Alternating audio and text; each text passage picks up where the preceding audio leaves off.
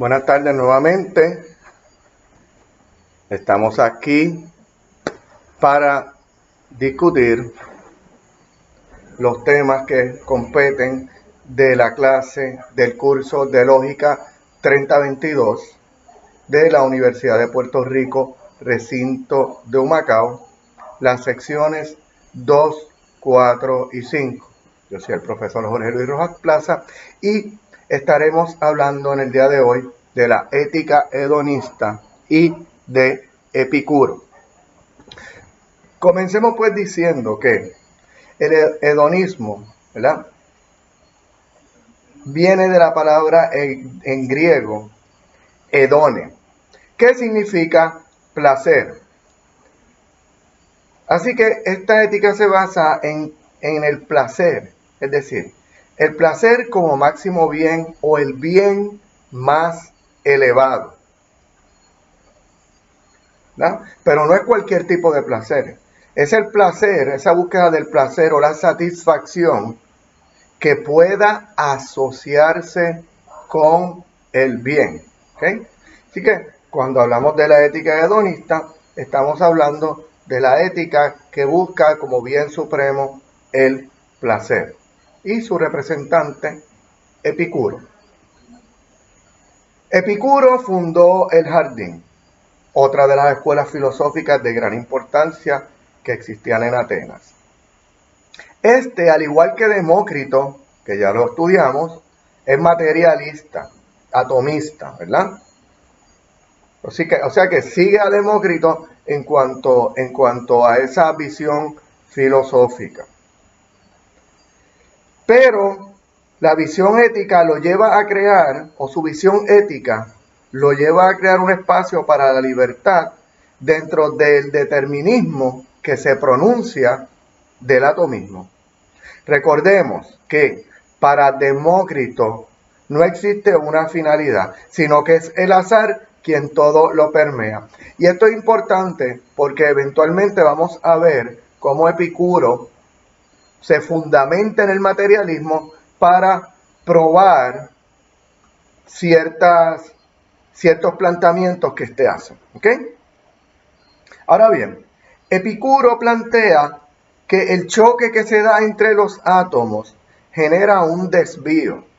Este desvío que se genera en los átomos cuando chocan, él lo denomina el clinamen. Y este desvío de los átomos en su trayectoria, con este desvío, es que él pretende demostrar o darle cabida a la libertad humana. Su planteamiento se basa en que ya los átomos se desvían y no siguen un curso determinado, como lo sería, ¿verdad? Ir de arriba a abajo a partir de la gravedad. Entonces sus movimientos, al no estar determinados, no siguen un camino necesario o mandatorio.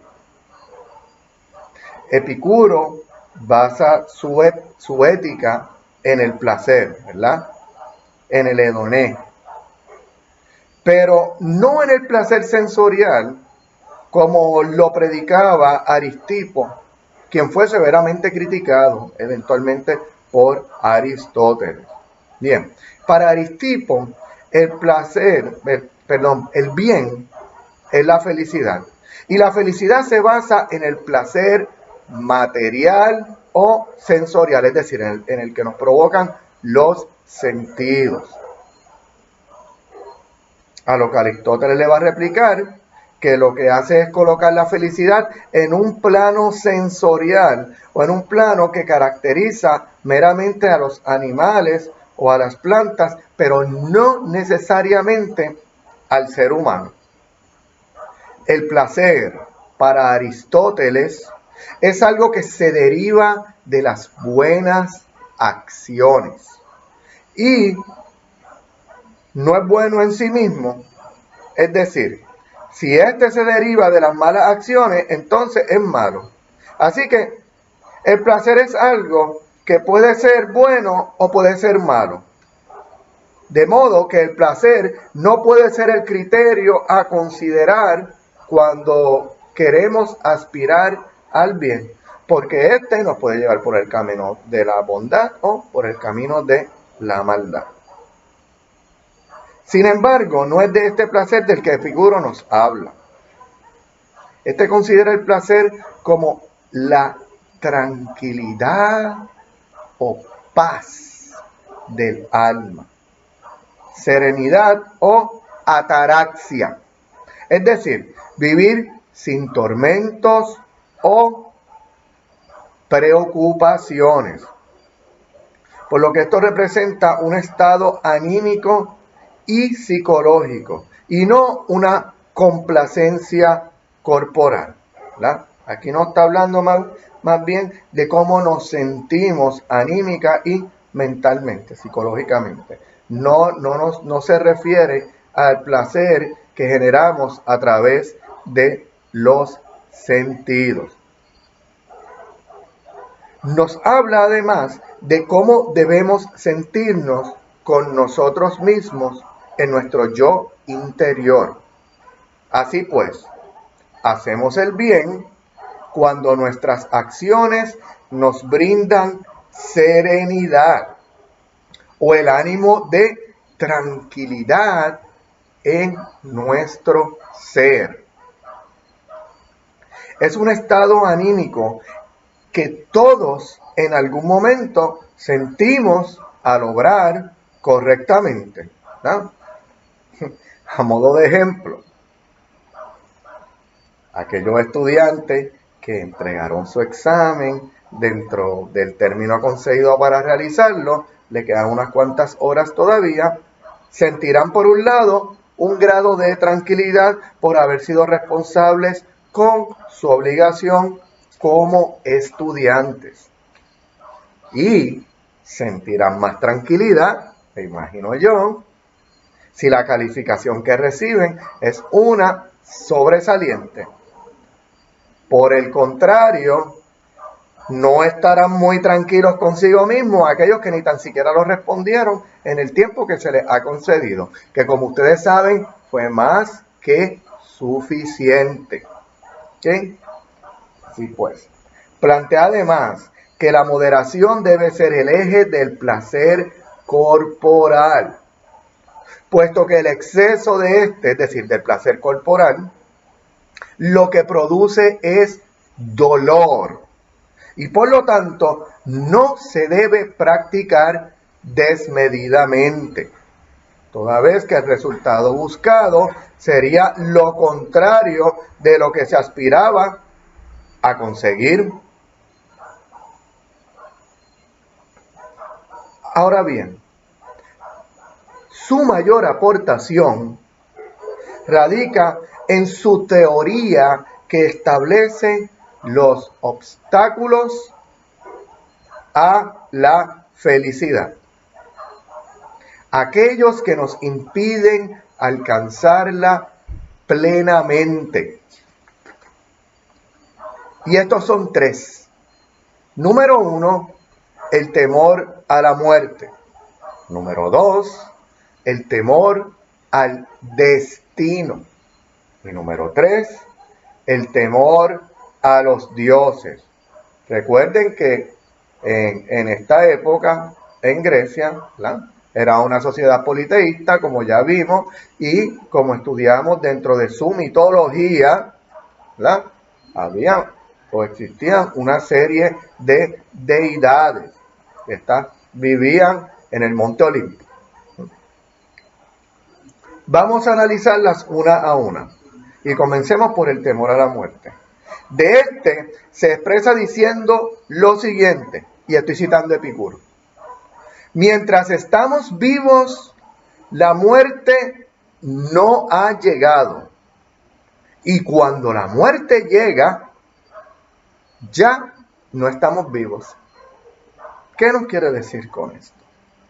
Pues que la sensación de estar muertos no podemos tenerla o sentirla, puesto que ya no estamos vivos. Y siendo la sensación una característica de la vida, no de la muerte, no podemos sentir la muerte ni saber tampoco que estamos muertos. Pues la sensación la que nos permite gozar de placer o sufrir de dolor ante la carencia de esta, ante la carencia de la vida. La muerte va a resultar algo completamente insensible. Por lo tanto, no hay por qué temerle.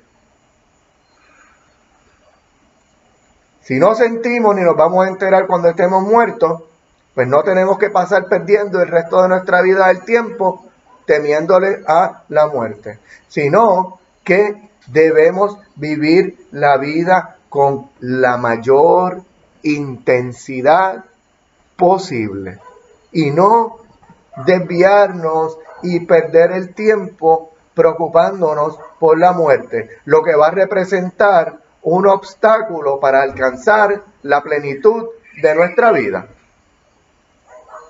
Con esto, Epicuro nos envía un poderoso mensaje. Y es que lo importante es la vida, ¿verdad? No la malgastemos pendiente al temor de la muerte, puesto que si la vivimos con intensidad, nada debe preocuparnos la muerte. ¿Por qué ha de preocuparnos? Si hemos completado, hemos realizado, mientras estamos vivos, hemos alcanzado el más alto nivel de nuestras vidas, pues poco debe importarnos la muerte. Y lo importante para él es aprovechar la vida y vivirla intensamente.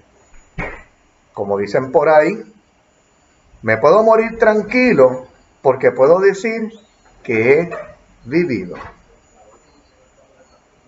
Este pretende desatarnos de los prejuicios que nos impiden realizarnos como seres humanos en el transcurso de nuestras vidas y que nos producen poca o ninguna felicidad, puesto que nos desvían del objetivo importante, que es la vida en sí misma, ¿verdad? Es casi terapéutico el planteamiento que nos hace Epicuro. Tengamos en cuenta que al Epicuro ser materialista, tanto el cuerpo como el alma están compuestos de átomos. Recordemos que cuando discutimos a Demócrito, él nos mencionaba que todo está compuesto de átomos. Sin embargo, el alma, aunque también está compuesta de átomos, son unos átomos más pequeños, ¿verdad? Y distintos a los demás átomos que componen el resto de las cosas o de la materia. Y por lo tanto, esto implica que el alma muere al instante que lo hace el cuerpo. Es decir, una vez muere el conjunto, también el cuerpo, también va a morir el alma. La muerte para ellos, ¿verdad? Para los materialistas, es la separación de los átomos de esa unidad corporal. Por lo que todo lo que está unido al cuerpo va a morir con él. Los conjuntos de átomos son los que perecen para los materialistas. Mientras que debemos recordar que una de las cualidades de los átomos en su unidad básica es que estos son eternos. No así los compuestos que son creados a partir de su unión. ¿Ok? Eso tenemos que tenerlo bien claro porque eso es la justificación que nos va a ofrecer Epicuro. Vamos entonces al segundo miedo u obstáculo que plantea Epicuro para impedirnos alcanzar la felicidad. Y este es el miedo al destino. El miedo al destino genera una muralla para alcanzar la felicidad. Y la razón evidente que ofrece Epicuro es simplemente que una cosa como tal, como el destino, no existe. Así que perder el tiempo temiéndole a lo inexistente es dejar de vivir la vida con la intensidad que ésta requiere. Lo que no existe no puede afectar nuestras sensaciones de placer o de dolor. Deben tomar en cuenta que este obstáculo y su inexistencia lo expone o lo presenta en consonancia con la doctrina materialista, la cual establece que no hay finalidad. Es decir, la materia no tiene propósito alguno y por lo tanto no tiene finalidad alguno. De modo que si no hay finalidad, mucho menos puede haber destino. Nuevamente utiliza fundamentos del materialismo para justificar estas barreras a la felicidad. Barreras que él plantea que debemos vencer o superar o simplemente ignorarlas y no, nuevamente, perder el tiempo en prestarles atención o vivir con miedo de cosas que no existen o que simplemente no nos afectan directamente, ni intervienen con la búsqueda de nuestra felicidad.